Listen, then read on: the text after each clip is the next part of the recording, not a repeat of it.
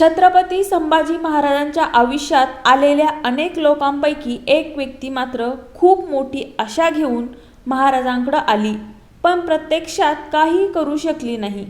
ती व्यक्ती म्हणजे औरंगजेबचा मुलगा शहजादा अकबर। संभाजी महाराज आणि हा अकबर यांच्या जीवनात काही समान स्थळ आढळतात, पण संभाजी महाराजांनी अकबराच्या डोक्यावरचा हात काढल्यानंतर आणि अकबराची संभाजी महाराजांकडून असणारी आशा संपल्यानंतर अकबर जवळजवळ इतिहासाच्या पानावरून गायब झाला। कारण हा अकबर मुळातच कर्तृत्व शून्य होता, पण त्यानं धाडस खूप मोठं केलं होतं।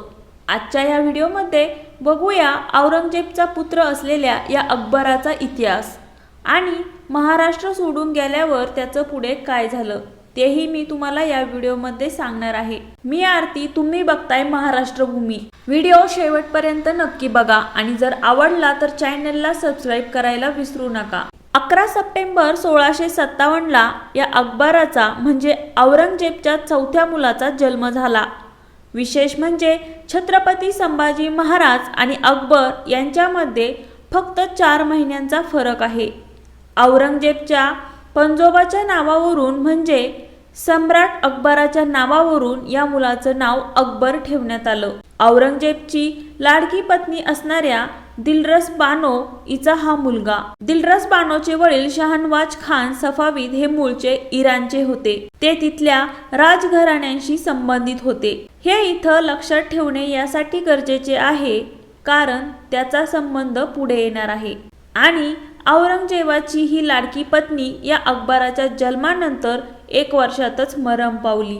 औरंगजेबानं या शहजादा अकबराला खरं तर मेवाडच्या मोहिमेवर पाठवलं होतं, पण या मोहिमेवर अकबरानं फक्त चैन विलास इतकंच केलं आणि दुसरं काहीही काम केलं नाही। तेव्हा औरंगजेबाला मेवाडची आशा सोडून द्यावी लागली, म्हणून त्यानं तिथली मोहीम आवरून त्याची बदली मारवाडला केली। पण तिथं अकबरला राजपुतांनीच फितवलं। राजपुतांनी त्याला सांगितलं की तू बादशाह झालास तर सगळं काही ठीक होईल आणि अकबराला देखील वाटायला लागलं की आपण बादशाह होण्यासाठी जन्माला आलोय। दुर्गादास राठोडच्या मदतीने अकबर आपल्या बापाविरुद्ध युद्ध करायला सज्ज झाला आणि त्यानं 11 जानेवारी 1681 ला स्वतःचा राज्याभिषेक करून घेतला आणि स्वतःला बादशाह घोषित केलं। पण नुसतं बादशाह घोषित करून काम होणार नव्हतं, आता प्रत्यक्ष औरंगजेबाविरुद्ध युद्धात लढावं लागणार होतं आणि औरंगजेब अजमेरपर्यंत पोहोचलेला होता। औरंगजेबाने यावेळी फक्त 2 पत्र पाठवली आणि अकबराची संपूर्ण स्वप्न धुळीस मिळवली। त्याने अशी व्यवस्था केली की एक पत्र दुर्गादास राठोडच्या हातात पडेल। खरं तर हे पत्र लिहिलं होतं अकबराला, पण ते मुद्दाम दुर्गादासच्या हाती पडेल अशी व्यवस्था करण्यात आली। या पत्रात लिहिलं होतं की बरं झालं तू राजपुतांना सांगितल्याप्रमाणे घेऊन आलास, आता त्यांना युद्धात पुढच्या बाजूला उभं कर, म्हणजे समोरून आम्ही आणि मागच्या बाजूने तू, आपण दोघे मिळून राजपुतांना कापून काढू। हे वाचून दुर्गादास बिथरला आणि तो अकबराला सोडून गेला। मग अकबराला कुणी वाली राहिला नाही आणि तेव्हा त्याला पळून जाण्याशिवाय दुसरा मार्ग नव्हता।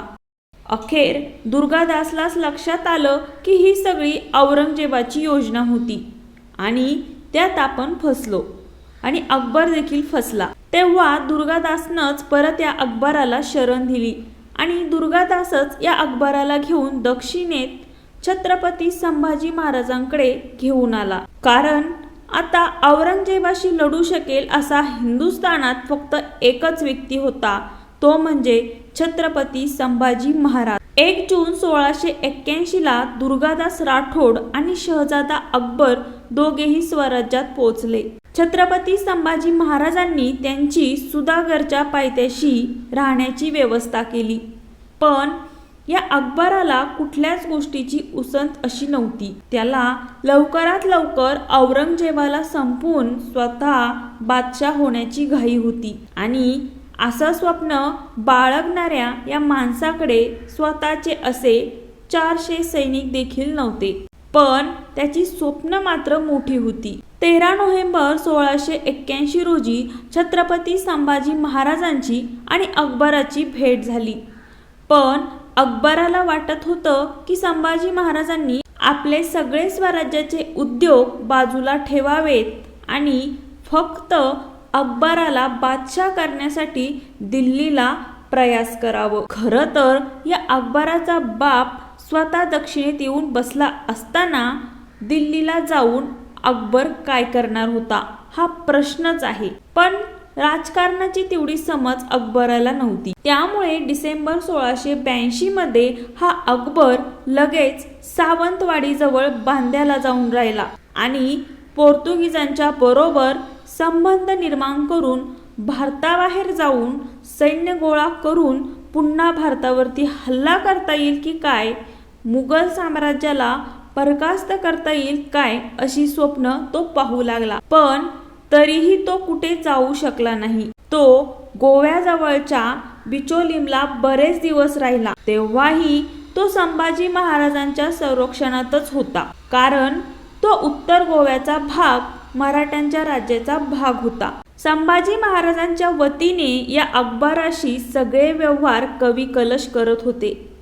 मधल्या काळात अकबरानं छत्रपती संभाजी महाराज आणि मुघल यांच्यामध्ये तह करून देण्याचा प्रयत्न केला, पण तो अयशस्वी ठरला. अर्थात अकबर ज्या गोष्टीत हात घालेल ती गोष्ट अयशस्वीच व्हायची. पण पुढचे काही वर्ष अकबर स्वराज्य सोडू शकला नाही हे मात्र नक्की. वेंगुर्ला, राजेवाडी, जैतापूर अशा किनाऱ्यावरच्या अनेक ठिकाणावर अकबर राहिला.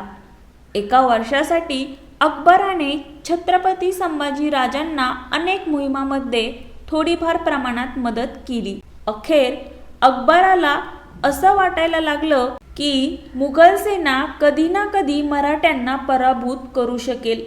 त्यामुळे मराठ्यांकडून आशा ठेवण्यात काही अर्थ नाही. तेव्हा तो राजपूरहून एका ब्रिटिश मालवाहू जहाजात बसला आणि वेंगुर्ल्याला गेला आणि वेंगुर्ल्यावरून तो मस्तकला रवाना झाला. फेब्रुवारी 1687 मध्ये त्यानं स्वराज्य सोडलं आणि तो इराणच्या दिशेने गेला. सुमारे एका वर्षानंतर जानेवारी 1688 मध्ये अकबर इराणमध्ये पोहोचला. आता इराण हे त्याच्या आजोबाचं म्हणजे आईच्या वडिलांचे मूळ राज्य होतं. तिथल्या सफावीद घराण्याशी त्याची आई संबंधित होती.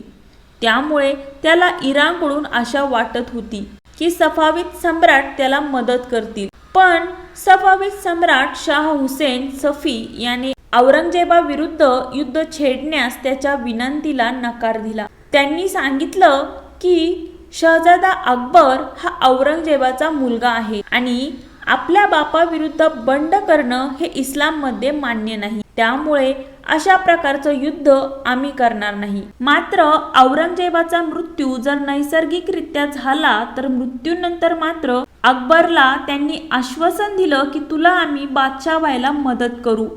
मग काय, अशा प्रकारे निर्वासित झालेला हा शहजादा अकबर औरंगजेबाच्या मृत्यूची वाट बघायला लागला, कारण त्याच्याकडे दुसरं काही करण्यासारखं नव्हतं. मग त्याने अनेक धार्मिक विधी केले पुढच्या अनेक वर्षांमध्ये आणि आपल्या बापाची तो वाट बघत बसला.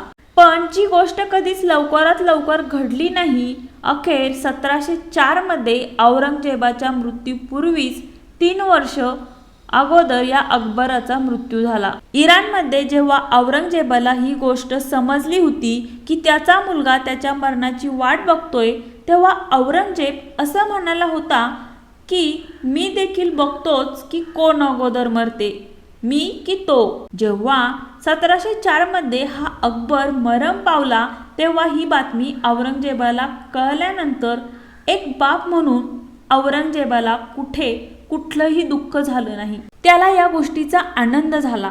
तेव्हा तो असं म्हणाला की अखेर दिल्लीची बादशाही आता सुरक्षित राहील.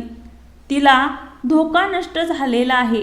म्हणजे वयाच्या 87व्या वर्षी देखील औरंगजेब हाच विचार करत होता की आपली गादी कशी बळकट राहील. इतकी सत्तेची हाव औरंगजेबाला स्वतःला होती. त्यामुळे त्याची मुलं यापेक्षा काही वेगळी असणार नव्हती. थोडक्यात स्वराज्य सोडल्यानंतर लवकरच हा अकबर इतिहासाच्या पानावरून गायब झाला. पुढे तो 1704 पर्यंत जिवंत होता, पण तो इतिहासात उल्लेख करावा असं कोणतंही कार्य करू शकला नाही. आता छावा चित्रपटाच्या निमित्ताने अनेकांनी अकबराला चित्रपटात बघितलं होतं आणि अनेकांना हा प्रश्न देखील पडला की ह्या अकबराचं म्हणजे औरंगजेबाच्या मुलाचं पुढे काय झालं. तर आजच्या या व्हिडिओमध्ये मी तुम्हाला हेच सांगण्याचा प्रयत्न केला आहे की या अकबराचं पुढे काय झालं. जर तुम्हाला व्हिडिओ आवडला असेल तर व्हिडिओला लाईक करा. तुम्ही लोक व्हिडिओ बघता पण चॅनलला सबस्क्राईब करत नाही. प्लीज अशा माहितीपूर्ण व्हिडिओ बघण्यासाठी चॅनलला नक्की सबस्क्राईब करा.